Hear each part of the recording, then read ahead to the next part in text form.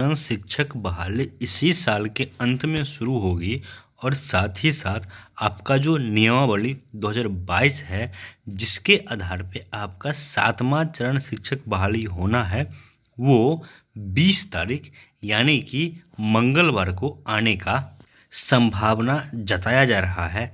ऐसा न्यूज अभी से चंद दिन पहले जो बिहार के बड़े मीडिया हाउसेस हैं, इलेक्ट्रॉनिक मीडिया हैं, उनके द्वारा चलाया गया। और कहीं ना कहीं जितने भी बेरोजगार अभ्यर्थी हैं जो इंतजार में बैठे हैं कि 7वें चरण में, भले वो प्राइमरी में हो, अपर प्राइमरी में हो, माध्यमिक में हो, उच्च माध्यमिक में हो, आप में से कुछ लोगों ने बीटेट कर रखा है, सीटेट कर रखा है, कुछ लोगों ने एसटेट कर रखा है, और सभी इसी 7वें चरण शिक्षक बहाली के इंतजार में बैठे हैं। लेकिन दोस्तों, इस बात की क्या सच्चाई है कि 20 तारीख को आपकी नियमावली आ जाएगी और इस साल के अंत में आपकी बहाली शुरू हो जाएगी?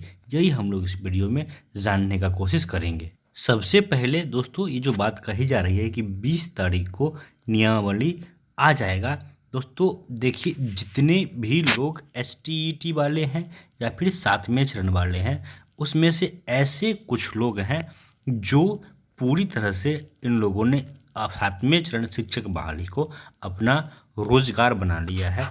और कहीं ना कहीं ऐसे ही लोग हैं जो चाहते हैं कि कुछ न कुछ मुद्दा है जो गर्म रहे और उनकी कमाई चलती रहे।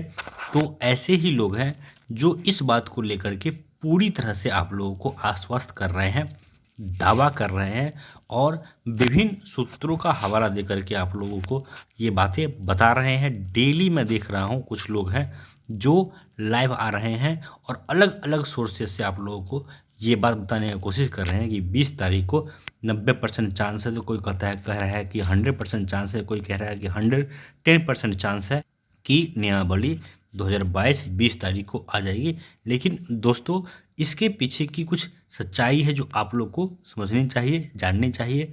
नियमावली जो बन रहा है वो पिछले कुछ दिनों से नहीं, बल्कि यह नियमावली सालों से बन रहा है। तो ऐसा नहीं है कि नियमावली बन के तैयार नहीं हुआ है, नियमावली बन के तैयार आपका हो गया है।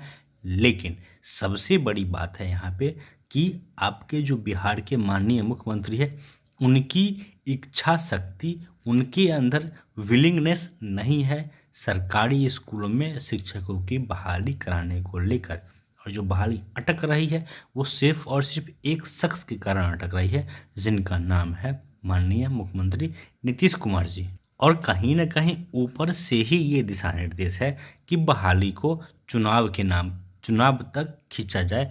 मैं आप लोगों को अगर सच्चाई बताऊं तो जो लोग यूट्यूब पर आकर के रोज़ बड़ी बड़ी बातें करते हैं, सेखी बघारते हैं कि मैंने ये करवा दिया आपको, ये दिलवा दिया आपको, ऐसा करवा दिया, मैंने आपके लिए ये कर दिया, मैं आपके लिए ये कर दूंगा, इन लोगों से कुछ नहीं हो रहा है, कुछ नहीं पक रहा है। ये लोग सिर्फ और सिर्फ आप लोगों को बेवकूफ़ बना रहे हैं, जिसमें से कोई भी वो इंसान हो, छोटा से छोटा और बड़ा से बड़ा, जिसको आप अपना नेता मानते हैं, हर कोई आपको सिर्फ और सिर्फ धोखा देने के अलावा और कोई काम नहीं कर रहा है। ऐसा मैं इसलिए कह रहा हूँ क्योंकि जो बिहार के शिक्षा विभाग के बड़े आला अधिकारी हैं, शिक्षा विभाग के अपर मुख्य सचिव हों या फिर उनके अंदर के अधिकारी हो, किसी को भी इस बात की जानकारी नहीं है। कोई भी सीधे तौर पे ये बताने के स्थिति में नहीं है कि बहाली जो 7वें चरण की है वो कब शुरू हो रही है और नियमावली कब आ रहा है।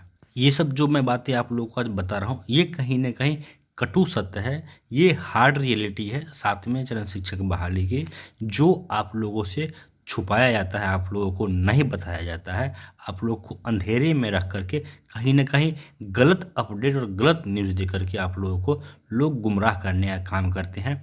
और इस तरह की न्यूज़ जो लोग दे रहे हैं आपको कि 7वां चरण शिक्षक बहाली दिसंबर में शुरू हो सकता है, तो उन लोगों को ये बात नहीं समझना चाहिए कि यही जो शिक्षा मंत्री ऐसी बातें कहते हैं, फिर शिक्षा विभाग के अधिकारी कहते हैं, या फिर जो मीडिया वाले ऐसी बातें कहते हैं, उनको ये इस बात का जवाब देना चाहिए कि 7th फेज कब, जब 6th फेज ख़त्म होगा। तो सबसे पहले तो इस बात पे फोकस करना चाहिए कि जो 6th फेज में कुछ नियोजन इकाई बचे हुई हैं जिनमें नियोजन नहीं हो पाया है, उसका डेट तक अभी तक सरकार की तरफ से, जो शिक्षा विभाग है इनकी तरफ से अनाउंस नहीं किया गया है।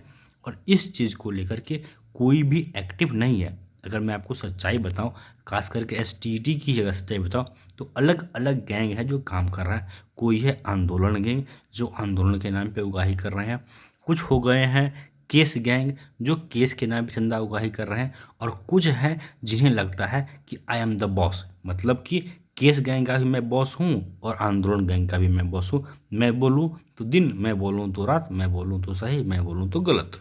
गलती उनकी भी नहीं है। आप लोग में से मैक्सिमम लोग ऐसे ही लोगों को देखते हैं, सुनते हैं और फॉलो करते हैं, लेकिन जो सच्चाई है वो हमेशा दोस्तों कड़वी होती है, और इसीलिए कोई आपको सच्चाई नहीं बताना चाहता है। क्यों? क्योंकि आप लोग सच देखना और सच सुनना नहीं जान चाहते हैं।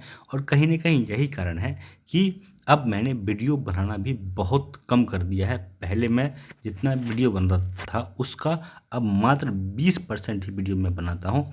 क्यों? क्योंकि जो सही बात है वो आप लोग देखना और सुनना नहीं चाहते हैं।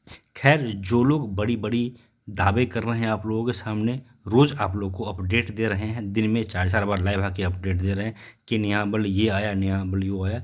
मैं भी भगवान से ये दुआ करता हूँ कि उनकी ही बात सच हो, मेरा बात गलत हो। लेकिन अगर किसी की बात को सच की कसौटी पे अगर आप तौलिएगा तो फिर देखना पड़ेगा कि स्टेप्स क्या आगे बढ़ रहे हैं। 7th फेज़ के लिए 6th फेज़ का ख़त्म होना ज़रूरी है, लेकिन पूरी तरह से इस तरह से माहौल क्रिएट कर दिया गया है पिछले कुछ दिनों में, जैसे कि 6th फेज़ कोई बाधा है ही नहीं।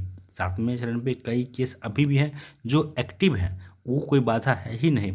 तो जो लोग खड़े आपके आगे हैं, जो कहते हैं कि मैं आपको लीड कर रहा हूँ, उनको सिर्फ़ और सिर्फ़ आपके इमोशन के साथ खेल के अपना पेट पालना है।